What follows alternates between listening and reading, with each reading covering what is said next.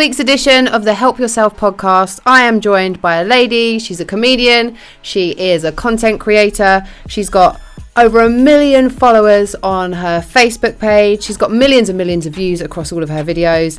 And she's got 123,000 followers on her Instagram. Her name is Jahannah James. Dun, dun, dun, dun, dun, dun, dun, dun. Oh, I thought you were going to go into the Space Jam theme. I was like, yes! She's like, yeah, that's the one for me. Michael Jordan! That was the vibes you were giving me. I remember it. I had that, the album, the soundtrack for that film. For Space Jam? Yeah. Yeah, great film. It was. How are you? I'm great. We're in a basement. Yeah.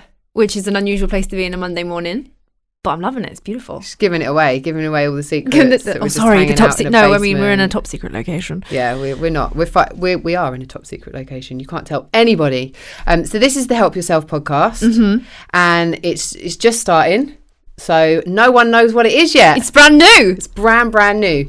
But my reason for wanting to start this podcast is that I personally have had kind of quite a lot of personal struggles to overcome. But one of those things is when it comes to my career and the things that I want to do, and it comes to creating things, I'm never really consistent. And I see and look up to people around me who are managing to kind of create things on their own. Yeah. And to make them and take them from, you know, something that they've created to something that's this huge thing, of which you're one of those people. And so I guess I wanted to create a podcast where we can talk about those things, because we all have things that we have to overcome. We all have things that we go through, but you, despite those things, have still managed to achieve what you've managed to achieve. So I wanted to pick your brains so that what you tell us here hopefully will help me, but also help the audience, everybody else. Yeah, so share the knowledge. Totally. I'm knowledge. so down for that because I've learned a lot just in my field of what I'm doing on like the internet and making content. I've just learnt from scratch over the last 3-4 years. So anytime that I can like share the knowledge, I will enjoy it. Yeah. So how did it start for you? Because you know, like, what was the first thing? Right, I'm going to start making these videos on Facebook and I'm going to turn this into a business. Did it start like that? No, not at all. It was I went to drama school, and I was like, I'm going to be an actor, and I left drama school like so excited, fresh faced, and it was such a hard year of not getting work or trying even to find auditions and stuff, and it just wasn't. And that 1 year turned into 2, turned into 3, and I was getting little parts here and there, but then it would go quiet for so long, and I think I just got like a creative itch, and I was like, man, I just keep getting cast in things that like I don't want to play. I don't want to play prostitute number 2. Like, it's a great role. I mean, not knocking the role, it's a great role, but I was kind of getting typecast into things, and I was like, no, I don't feel like I'm that. I want to have a go at like the lead. And I remember I got an audition for In-Betweeners 2, and I was like, this is it. Oh, it's happening. And I was so gutted because I went in and I read for it, and I realized that all the funny lines were for the 4 main boys in the In-Betweeners, and my role, the girls' role, was just to be this kind of board for them to sound off and be hilarious. And I was like, that's weird. I want to be your role. Like, I want to be one of the 4 In-Betweeners. But I realized that wasn't gonna like I could sit there and wait for that bus for ages. It wasn't gonna come. So I was like, well, what if I wrote that for myself? And so I did. So I just started making. I didn't know how to use cameras or anything. I just worked that out. And my first sketch is like, so I look back on it and I'm like, oh, it's so bad, and like it's filmed so badly, and the sound's so bad, and the edit's bad. But you just have to start somewhere. So that's how it kind of came about, through like a kind of annoyance at not being the main boy in the In-Betweeners and not having the roles. But you know, I was having this conversation with somebody just yesterday, and I was saying, why is it? Because if you look at kind of all of the massive YouTubers that we have, all of the whether it's content creators on Instagram or on Facebook, predominantly they're male. Like, predominantly they're I male. Couldn't find a girl that did it. This was like 2015 and early 2016. And I remember looking on like Instagram, and there was a lot of guys that were doing it in the UK, and they were all coming off of Vine and going onto Facebook, and they were getting lots of viral videos on Facebook. And there was who was it? There was Aaron Kraskell, and Stuggy and Hugh Samuels and all these Kian Toomey, all these people that were sort of like really smashing it. And I was like, where's the girls? Yeah. There was a couple girls in America that I could see doing it, but just no British girls. Yeah. So I took that again as I'm like, okay, come on. The space. But you know, in this conversation that I was having yesterday, what I kind of brought it down to, because I think it's the same with when it comes to like kind of people who do self-development, like there's like Gary Vee, there's Deepak Chopra, like they're all, there's Tony Robbins, they're all men. And like all of these worlds are kind of at the top of the tree, the people that are kind of dominating it are all men. And I was like, why is that? And when I kind of looked at it and I thought about it, I figure, and maybe I'm wrong, but that as a woman, I will watch a female's content and I will watch a male's content, and I can relate to both of them. But I think that men, more often than not, maybe I'm wrong, will prefer to watch a male's content but won't relate so much to a female's content, and it's just like they're just shut off to it. Yeah. It's a half and half, because I know initially, like when I was trying to get into the world of the internet sketches, I was reaching out to male content creators and saying, hey, I'd like to make a video with you. And there was a bit of a stigma at the time, because a lot of the content, there would be women were put into the joke or into the sketch kind of just as like the sexual element. Yeah.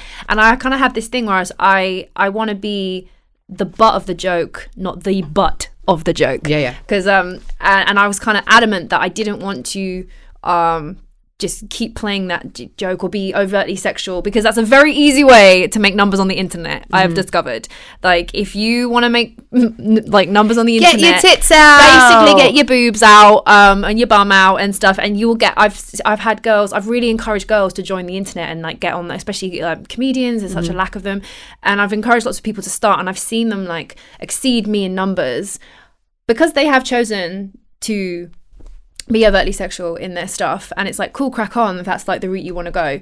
But I had to have a decision with myself, and I was like, oh, am I gonna go like the harder route and just stick to being like kind of goofy? And I'm not gonna probably reach that audience. But the back like on the back end of that, it means that like the male audience that I do have now, obviously there's some like proper weirdos on the internet, but the majority of them are staying because they find the content genuinely funny, or they do want to listen to what I have to say and stuff. So just stay integral. I think don't sell out. I think that's a really don't sell out. A good point to make. Obviously, it depends. I think it depends like what path you want to go and what your end goal is. But for me, like I had this kind of when I like went traveling. So I was doing my stuff for One Extra and BT Sport, and I had my preventive double mastectomy, and I was just like, when I went back to work, it was like my head was going to explode. It just didn't really like make sense anymore.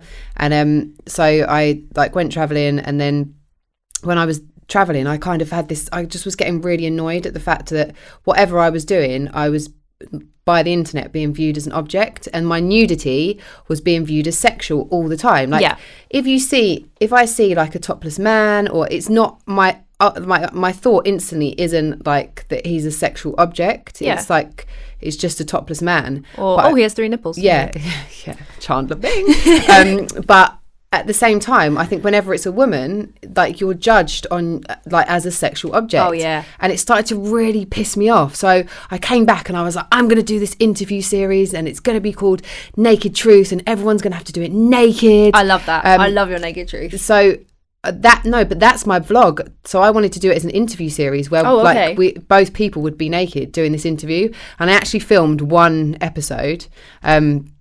And the production company that I did it with, like they just didn't put it together and it didn't go out. Right. I would totally do it again, but I was just like, I want to be able to for the female form to be viewed like as nude but not sexual. Yeah. Like they're 2 different things. Why does it always have to be sexual? And it's like in some areas, like in the art world, it's totally fine. It's like nude is seen as a beautiful art form. Internet, not so much. The internet's like, still got to crack that one. It's hard, especially the internet as a platform is such a like curse and a blessing, because you are putting yourself up there to be viewed, and almost there's like a bit of a disclosure. If you put yourself online as a presence, people are going to just judge you, and there's going to be the trolls and there's going to be the fans, and there's going to be a whole load of stuff thrown at you. How do you deal with that? Because I think that's like one of the biggest things for me in terms of like my career. Sometimes it's like will literally have stopped me in my tracks, and I'll stop making content. Like my heart to heart interview series, after the first series of that, which was like 17 episodes and did really well, because some of the feedback that came, especially from other women, it just made me like, I don't want to do it anymore. Like it hurt. Like it hurt. It really hurt. I've never really been put off by trolls, because I feel like I basically see trolls as, it's just a massive sign above their head saying, I'm hurting and I need attention. And 9 times out of 10, if you reply to them, they almost back down. They'll say something really horrific about what you look like, or you're not funny or whatever. And then if you say like, oh, hi, thanks for watching, they're like, oh, hi, oh my God, hi. And they get so excited. Like, I was like, oh, so you're just a fan in disguise who's very sad. So I have a bit of like a sort of troll glasses on. I can just see people and I'm just like, oh, honey, you a mess. And so it's never affected you? Personally, I feel like I can shake off. I'm like, cool, you think I look like, I've had some things, I kind of laugh it off. And like, I do have ridiculously stick long legs, and it is funny. But when people are mean about other people, I get very protective of like people close to me, or partners. And I have on the internet over the years, I've had a Arab boyfriend and I've had a black boyfriend, and I've got a lot of racial hatred for both. Really? Yeah, there's been a lot of racism, and I get more upset when they're racist to my partner than about myself. Did you do anything to address that, or did you just kind of leave it?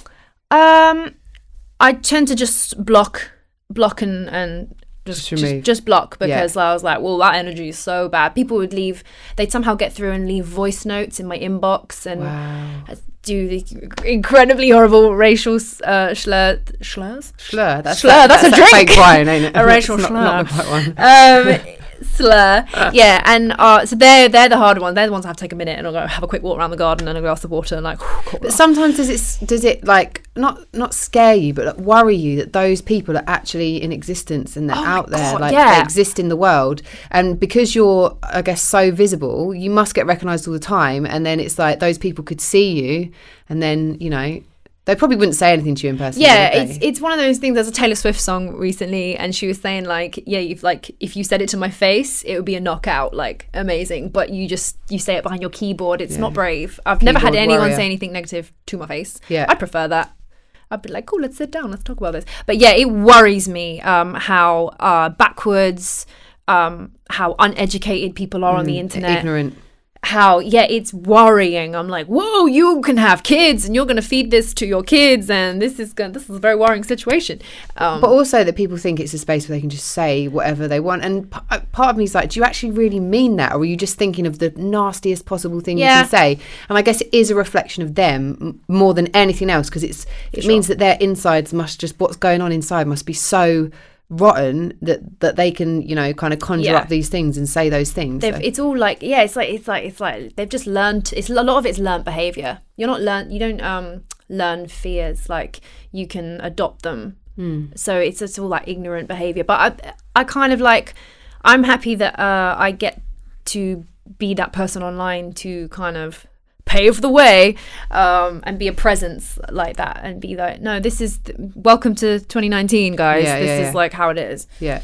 And you wouldn't necessarily do like a video addressing it or anything like that, because does that just give them what they need, what they want? Or if it got probably like a big enough issue, and I feel like it would, then I'm down to address anything on my social medias. I think I went through an initial stage where I was like, I'm just a comedian, I just have to be funny. It just has to be an entertainment show the whole time. And then I realized that a lot of people were sending me messages being like, oh, you're so happy all the time, how do you do it? And then I was like, oh no honey, I'm not presenting the real me at all then. I think people need to understand that when I'm being silly, it is a show and I'm entertaining, but I'm also a very real person. You are a trained actress. I'm a trained actress, and there's a definite element of, I had to like work out, how much of my real life do I want to put online, and just find that like balance. But I'm learning to be a lot more real, and the feedback from that is actually majority of the time great. Really good. Yeah, people love you being authentic. Because I remember us having a discussion a little while ago when you put up a video about eczema, because you had eczema like on your face. Oh, bad and you couldn't get rid of it, and it was just like you were trying all these different things and it wouldn't leave, and it got to the point where you just kind of lost it, because it's when things like that happen, it's so emotionally taxing because you're just like, for fuck's sake, find a solution. Like, how do I get rid of this?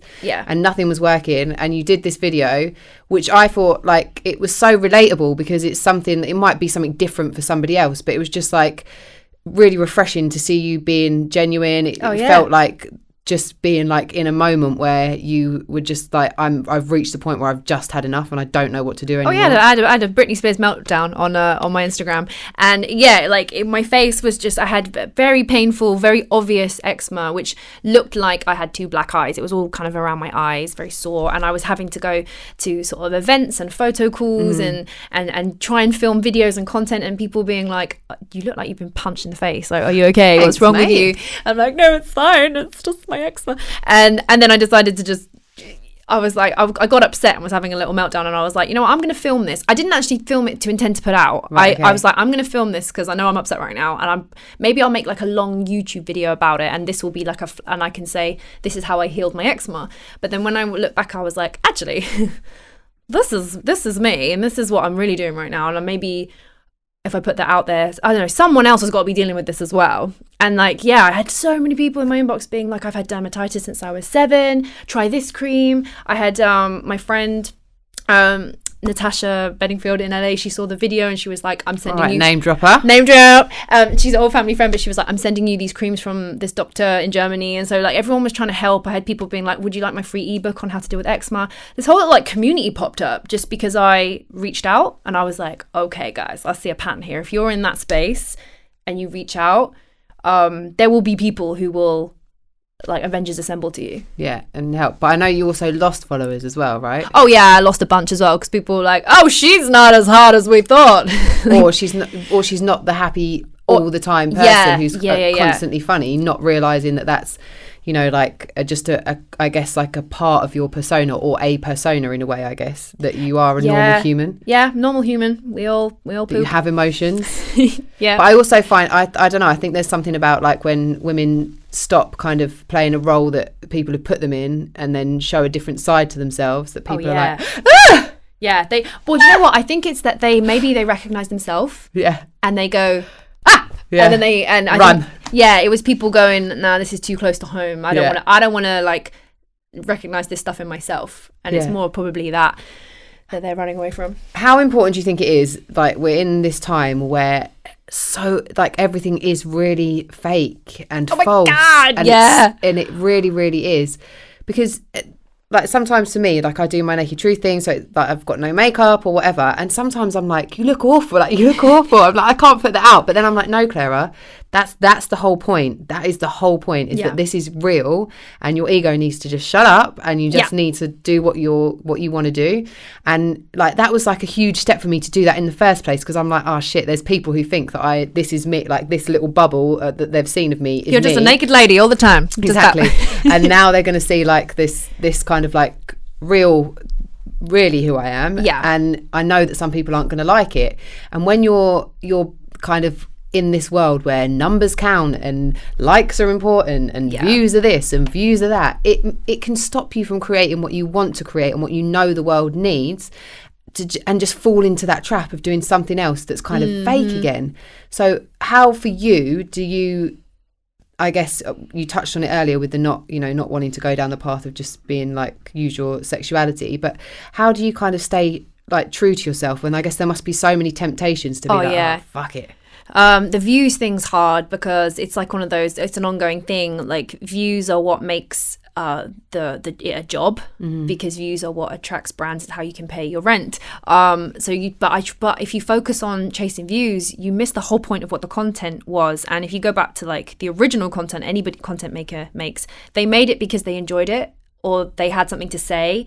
And when it, like, if you look at all the YouTubers now, there is a lot of them aren't as authentic as they were when I first watched them like 5 years ago, because they were just, it was like a passion project, and now it's become a job. So I do have to step back and be like, ooh, is this funny? And don't care about the views. You have to really like undo the views. And I go, now I have a comedy partner, Sophie Craig, and we do a lot of our content together, and our rule is, if we find it funny, then fine, and if nobody else finds it funny, it doesn't matter, because it made us chuckle. I like the way you specify comedy partner. She's my comedy partner. Not my life partner. I mean, there are rumours, but we're very, very close. But we do a lot of work together, and that's kind of she helps me.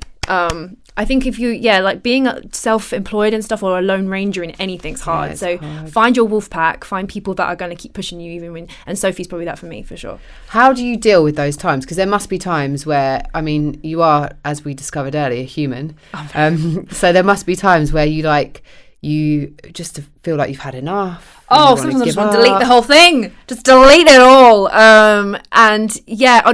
Especially if you're like a performer and your channel's kind of more entertainment, I feel like I just got no jokes. Like, there's nothing funny right now that I can think of. And there's a bit of a pressure being like, I haven't posted in like 2-3 days. And there can be a little bit of a pressure, but you just got to drop it and go.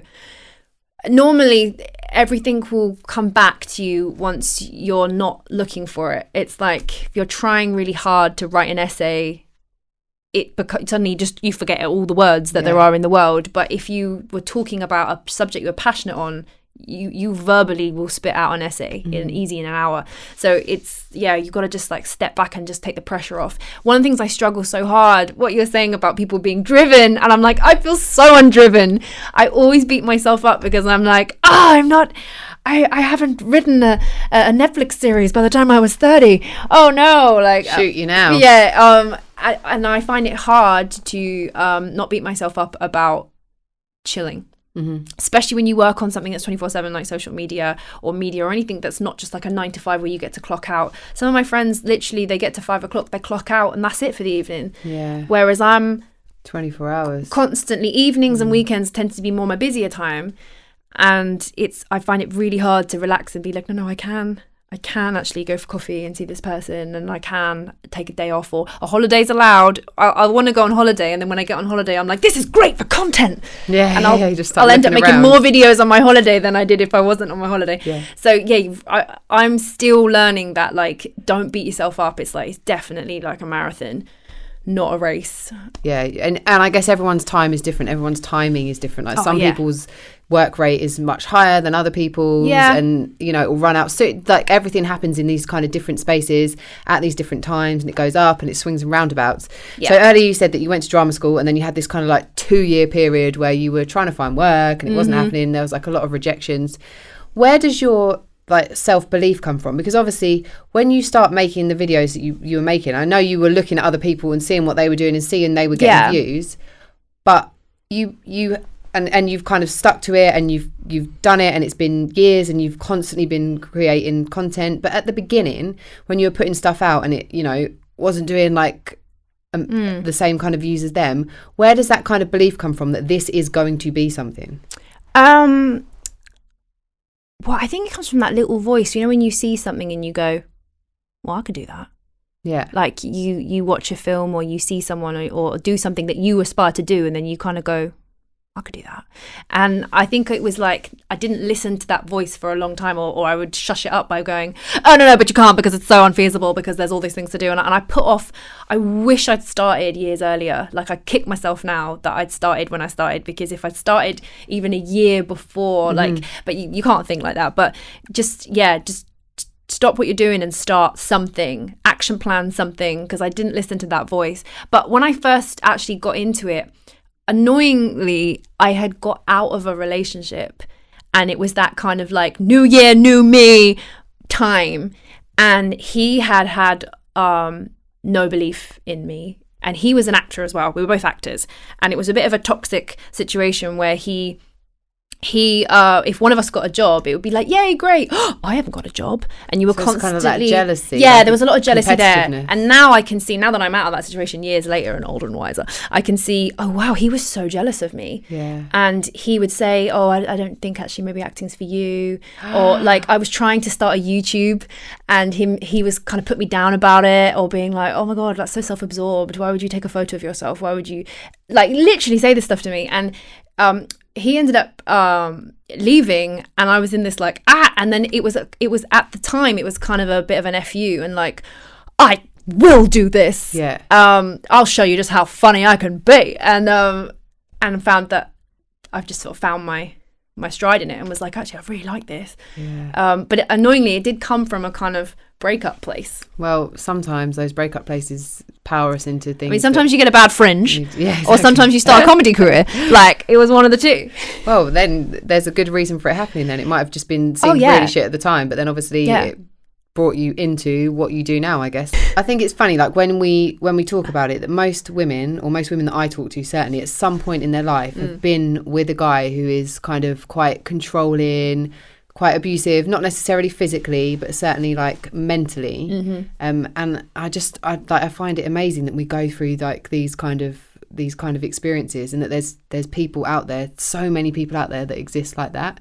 And in a way, not to say that I am a woman and I feel like it's difficult for women, but I feel like there's something going on with like guys as well, hugely. I know we talk a lot about like toxic masculinity and all of that kind of stuff, but from speaking to more and more men that I speak to, it's this idea that, because when you're kids, I think boys cry just as much as girls, right? But then it's kind of like boys are educated out of their emotions. They're not allowed to have emotions. The only emotion you're allowed to kind of express as a boy is anger. That's the only one.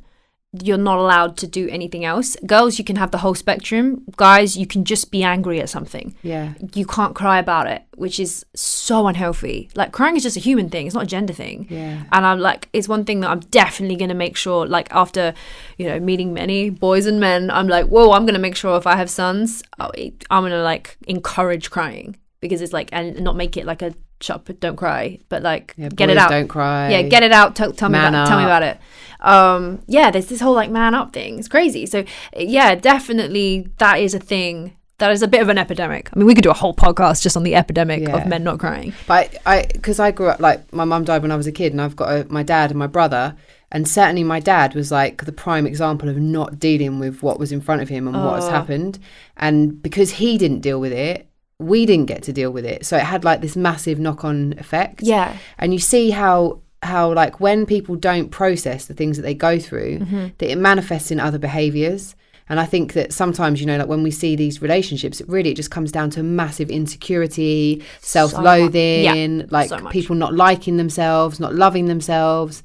And so then that kind of manifests in this way of like this, need to control because they feel so insecure. But to get someone to identify that, I mean, not that you ever could, and that's why this podcast is called Help Yourself, because ultimately we can only ever help ourselves. All by self. But at the same time, it's like, how do we get, I mean, obviously you've got a boyfriend, you've probably had boyfriends and stuff in the past. How do you kind of, I guess, bring that into your relationship and make sure that you communicate with people properly? Or if you're in a situation like with your ex-boyfriend, did you ever address it with him? Now looking back, I'm kicking myself because I'm like, oh my God, I can't believe that I allowed, I have to take some responsibility for it as well. I can't be like, oh, he was a dick. Yeah. I allowed him to be a dick to me. I allowed him to say those things to me. I didn't stand up for myself or assert myself. And you have to like just talk about it. And now it's like my current boyfriend, he gets it really hard because I'm so assertive on everything. I'm like, nope. Like, so he's got this like 2.0 version of me, and I'm like, I think I over talk about stuff. I'm just like everything. I'm like, I'm sensed that you're not okay. Do we need to have a dialogue?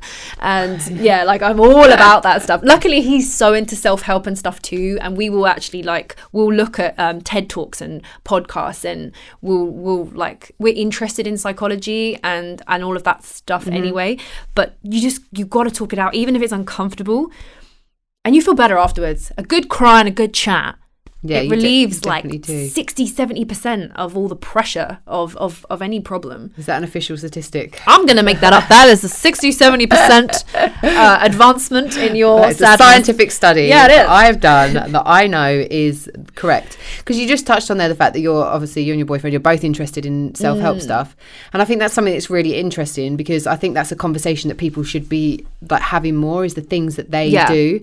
So like for me, for example, I've finally got myself into a place where I'm self-disciplined enough to actually stick to doing things. Because in the past, I'd be like, I'm going to meditate every day. And then I do it for Have you managed, do you meditate? I'm predominantly almost every day now. Yeah. But it's only been for like the last 3 months. That's amazing though. So there's like the meditation, there's affirmations that I do every day in the mirror. Yeah. And there's 2 little books that I read from every day. Yeah, So they've just got like a page for each day. So I read from them.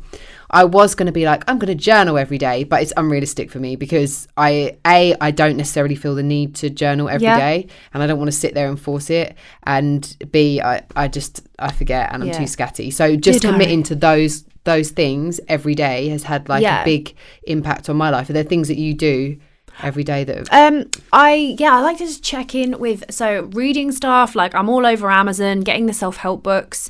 There's a girl on Instagram called the Slumflower, Jadira, and I read her book, What a Time to Be Alone, and I basically, like that was just like holding a mirror up to myself, and I was like, yep, and it made me go, you just got to address it, because if you don't address stuff in your 20s or 30s or even younger, if you don't address this shit now, you're only going to carry it up until you're old. And my parents just went through like a real tangly divorce. They're still tangly, and they are addressing stuff in their 50s heading on to 60 that they should have addressed in their 20s, and if they had, they might have had an entirely different marriage life or new partners by now. It's that kind of serious stuff. So that's one thing I always say to my boyfriend. I'm like, we either deal with this now or we're just gonna deal with it.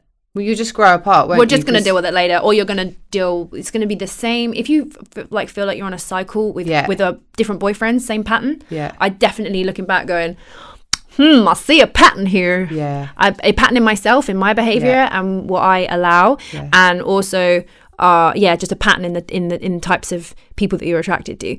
Oh my God, I love psychology. Like the reason why you're attracted to someone, there's like a science behind it, and you're most often attracted to people who have like opposite spectrums to yourself.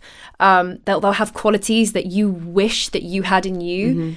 Like, so for example, I quite like guys that are quite yes and no about things, that like, because I'm a bit of a like, oh, maybe grayscale. So I'm quite attracted to someone that's like, yes, this is what I want and this is what I'm going to do. And then ironically, like 6 months into the relationship, a year into the relationship, that very thing that you found attractive becomes the biggest pet peeve. So that yes, no decisiveness becomes the, oh my God, you can't even meet me in the middle. You're so one-minded. You're so single. And it's those things that I've realized, like, I mean, I feel so ever so wise. I've just turned 30 and I feel very wise. But it is looking at those patterns and assessing, do I change? What can I change? What can I own? I've had to like hold my hand up and say, I need to own this about myself. I know that I tend to, Will Smith and Jada Pinkett Smith they're really pioneering a kind of like self-help real talk on the internet. Especially in relationships. Especially with their relationship. I think what I found really interesting about them is that, you know, that they take responsibility for their own happiness. So it's not your job, Jahannah, to make me happy, or my job to make you happy. But it's my job to make myself happy. And it's my job to love myself as well. And I think that's why, like, I can't go into a relationship not loving myself and expecting somebody else to love me. It's always going to end in disaster. And that's what I was doing for 10 years. And I realised when sort of Jada and Will said that, I was like, I am expecting somebody else to make me happy because I don't know how to make myself happy. Yeah. And all of my happiness and my dreams and my future are tied up in this other person. So if they slip up or they go or leave, they've got no eggs in my basket. And also, I think that's really unfair, like to put all of that onto somebody. Pressure. And it's this idea that someone, I think it's Carl Jung, who talks about how, like, when you meet someone, you don't actually see who they really are. You don't see who they really are at all. You just see them through the tinted glasses or the silhouette of who you expect them to be and what you expect them to do. So when they don't live up to those expectations, you get annoyed, but all they're doing is being themselves. Yeah. But because you don't really want them, you want the version of them that you've created in your mind. Yeah. So it's kind of like, real talk. Until you can get really honest about all of that kind of stuff, I think relationships are always a minefield, and that kind of needing from people, because that's what I was like. I mean, I was a fucking nightmare. And I was like jumping from one person to the next person to the next person because I didn't know how to communicate with people. I didn't know what I wanted. I didn't have like, I grew up without like affection, without kind of people telling me that they loved me. And I was just like, couldn't talk to people, but I could have sex with people, and that was kind of like my way of getting attention and affection, but it was never enough and I always needed more. Do you know, that's what, but just going back to what you said about guys only being allowed one emotion, which is anger, the only way they're allowed to get all the other emotions is through sex. Yeah. So like, because as women we can get intimacy from female friends, and we can get like so many things from different aspects of different people, but for men that's all tied up in sex. And it's and when I read a talk about that, I was like, oh my god, that makes so much sense to society. Why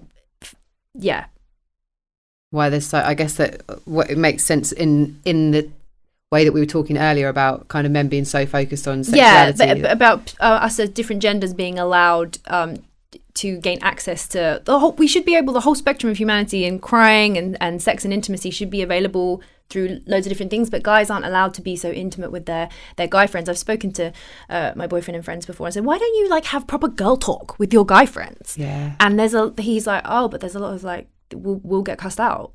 And I'm like, oh wow, your friends aren't very nice, because my friends don't cuss me out. They've got my back. Like, or if they're real friends, they'll tell me the truth if I'm being a dick about something. I think real friends don't just follow what you're saying. They'll tell you the truth. Yeah, that guy that you're with isn't good for you. He's toxic, she's toxic. Like, that's real friends. And I think it's also like with your friendships, and I think with like men in general, it's difficult because I'm not a man. Don't know if you've realised, but it's like one of those things where unless someone within that group is the first person to be really honest about how they feel, when one person does it, it gives other people the permission to do it. And that's like, from speaking to people, that's what I've heard them say, is like, when I got to a point where it was the bottom for me and there was nowhere else for me to go, so it was either I had suicidal thoughts and I needed to do something about it, and then I was honest, then other people then opened up to them, because it became like, if you give me permission, if I see you do it, then that means I can do it as well. Lead by example. Yeah. Be the catalyst, I think it is as well. Yeah, someone's got to start clapping for the applause to go off. You've got to be the first clapper. Yeah. In the audience. You'll be the first to have the clap. So, for you, no, I do not have the clap, just to clarify. I'm the first clapper. So how did you stop that cycle? When did you go, I'm getting off this cycle of guys? And like, how did you...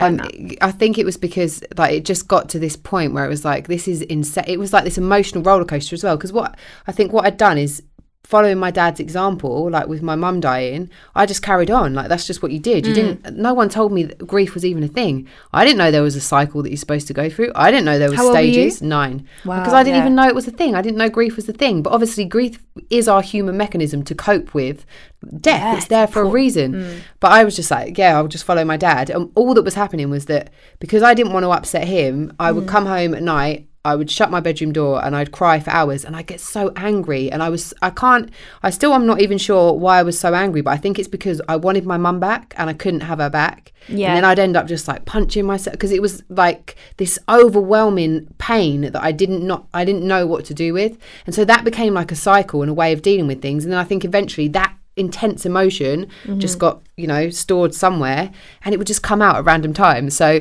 like when I had boyfriends, sometimes I would be that psycho person, because one small thing would happen and I would have a complete emotional, like, huge outburst that even I couldn't understand it. I didn't know where it was coming from. It didn't make sense to me, but it was all there. And so it was like just this whoa. And so then I was like on this kind of like merry-go-round, jumping on, jumping off, with different guys. And then my sister passed away, and that made it even worse. That made it so much worse, because it was my escapism, it was my avoidance, it was everything. And then I decided to have a preventive double mastectomy because my mum and sister died of breast cancer. So when I'd made that decision, I just had to really start thinking about, like, who the fuck am I? Like, who am I? Because this life that I live right now is not happy, It's not okay. And in my head, I'd never even thought about, do I want to have a family or kids? I didn't think I deserved it. I didn't think that I was worthy of it. I didn't think that it was for me. It hadn't, and by this time, I'm already in my 30s, and it hadn't even crossed my mind that it was something that was possible for me. And so I think, like, when I'd had the operation, there was kind of like this whole thing, like, is it going to completely change how I see myself and how I feel about myself?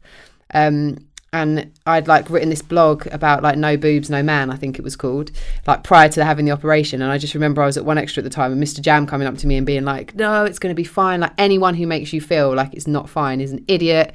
But I was trying to get the story made into a documentary. And I went to meet this production company, and they were like asking me these questions. There were two guys, and they were like, so what happens if once you've had the operation, like no one finds you attractive ever again? And I was like, yeah, but that's not going to happen. And they're like, well, it might. And I was like, like, absolutely not. So I was just like, oh my God, this is the worst people to be talking to.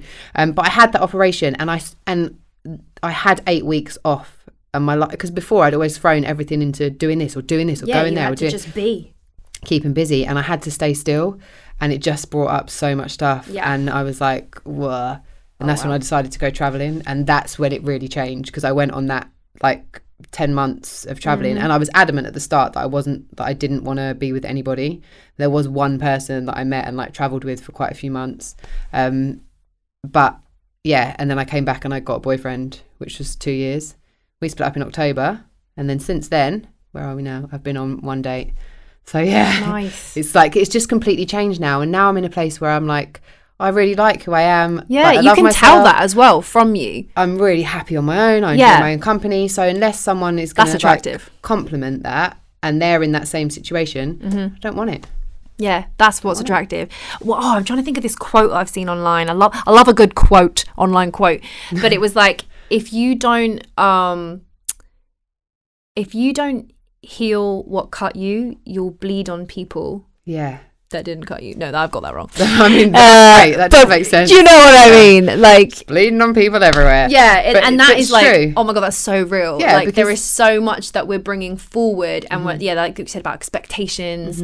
I expected any boyfriend of mine to be not only a boyfriend, they were going to be a replacement mum and dad. They were a future family. They were this. They were that. They were an entertainment system. They were, a sex toy basically. Like, yeah, they were just like expecting so much from them, and the people can never ever be that, and it's really hard to be like, I had to really sit down. I mean, actually I did get help as well. It wasn't just all self-reflection. I had 9 months of therapy, and now I'm a therapy advocate. I'm like telling everyone, oh, you need to have therapy, even if you don't think you do. You probably do. I think everyone should. I think everyone should, and it shouldn't be this stigma thing where people are like, oh, I failed, I've gone to therapy. I'm like, dude, would you fail going to have an x-ray if you broke your wrist?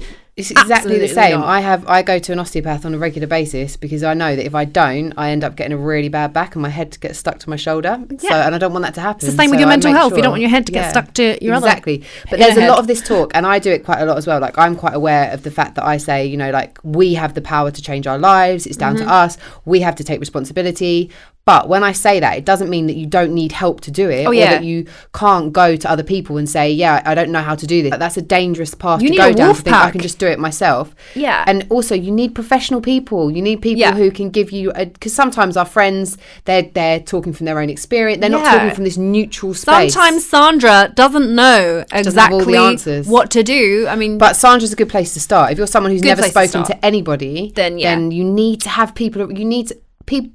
Look, humans are supposed to be in a community where we all talk to each other, where we grieve together, where we're happy together, where we celebrate together, and we've kind of lost all of that a little bit, So it's about creating that kind of, you say wolf pack, like that kind of community of people who have got you. 100%. And we've got friends, someone that we go to for advice, someone that we go to like for personal advice, someone we might go to for business advice, someone that we go to because we want to feel good.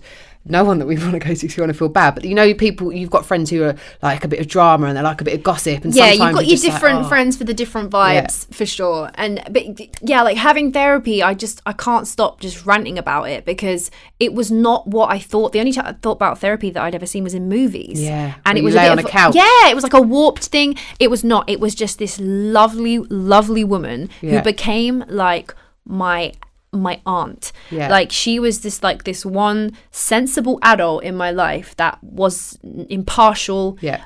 She was so on my side. She didn't tell me what to do or what not to do. She didn't make me feel stupid. It was like just having somebody just back your corner.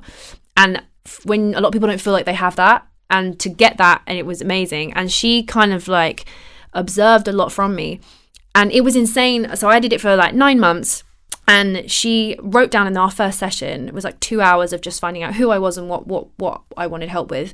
And she wrote down loads of notes from that. And then in the last session, when she was like, I think we're good. You know, like, I think you're in a really good place right now. How do you feel? And then she was like, would you like me to read back to you some of the stuff that you said verbatim on the first time? And I couldn't believe the stuff that I'd said in that space. And I was like, I said that I couldn't sleep alone, that I needed a man to like feel completed, like all this stuff that now I'm like, oh my God.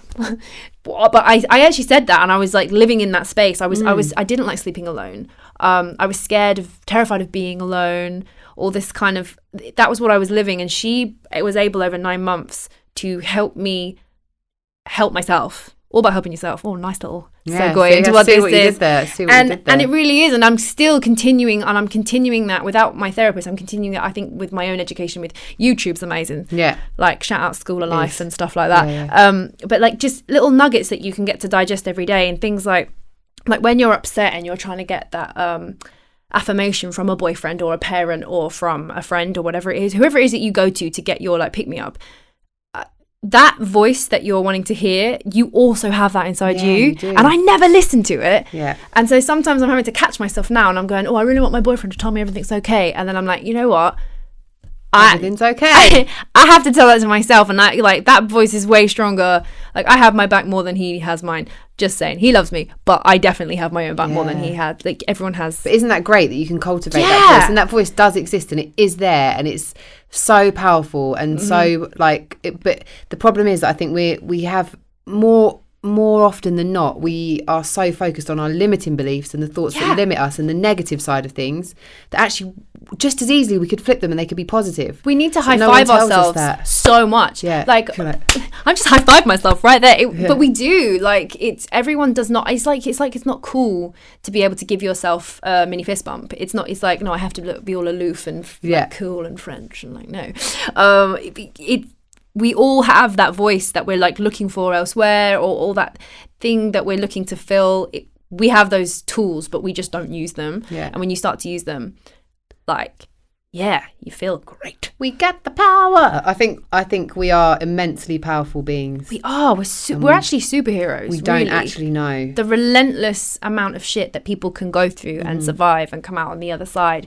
And there are like communities so easy, and especially now we've got the internet as well. As much as there are some horrible weird people online, there are amazingly lovely people online as well. And there might just be a little community or a group or somewhere who have gone through the exact same thing as you, or they'll be further down the line or further back the line. But it's actually amazing when you're like, me too, bro. And it's like, but that's exactly why I wanted to do this podcast, because there'll be someone listening out there being like, oh my God, I went through the exact same thing, and I needed to hear that today, or so it becomes like this. It's just so important that because everyone, like when you were saying right at the start of this podcast, you said people will look at your page and they just think you're happy all the time, and they'll message you and say, how are you happy all the time? True. That's not real. We're all human. We all have ups and downs, no matter how great our life looks or how perfect it looks on social media. That's not real life. And so I think if people can grasp that, and when they understand that, it's like, oh, so I'm normal then, because they put added pressure on themselves thinking, well, she's happy all the time, I should be happy all the time. No. And it's like, it's very hard. Like I've had to unfollow a lot of accounts on Instagram because I'm on there a lot, like for work and stuff. And it is, if you find anything is making you feel unhealthy or making you feel like, everything should inspire you what you see.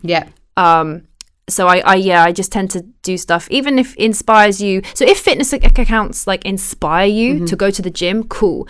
If they just make you feel shit about your body, then that ain't the route that you need to go to find your fitness. Unfollow that stuff. Yeah, unfollow it. On that note, what would be your kind of, I guess, like 5 tips to helping yourself? Because you've obviously done it. You've done, you know, therapy. You watched it. I'm not going to say them for you because it would ruin it. The biggest thing would be therapy. If you're not ready to like sign up to full therapy, like you said, just start finding that one person that you can start like unloading the load with, and it can be a two-way thing. They can, you know, this is what I'm dealing with, this is what you're dealing with. That was the number 1. Number 2, be careful about what you put in your just filter what you put into your mind. Like I can't watch horror movies. I don't either, because I know I have an overactive imagination. I get crazy overactive dreams, and I know that if I put that into my peripheral, it's going to come up and I'm going to not sleep and I'm going to be really scared. So it's the same, like what you kind of absorb, like food wise, what you look like what you're looking at, it will go into your psyche. So if you're watching self-help videos and motivational speaks, that's the stuff you're going to be digesting.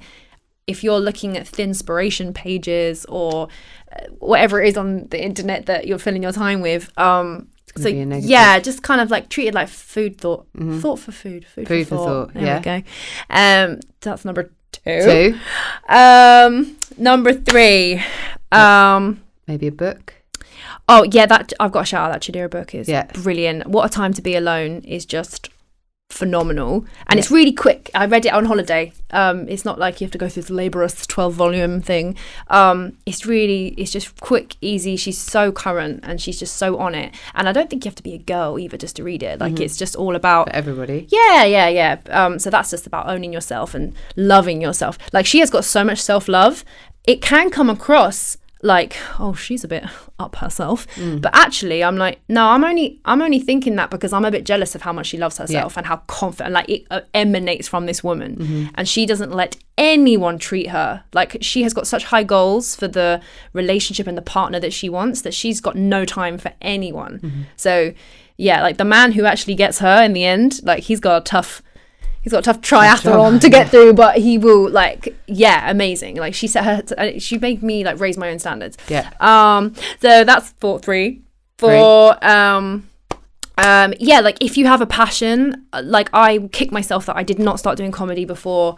It is one thing that I did comedy because I think if I don't laugh about something, I will cry about it. It's my cathartic passion. I love it.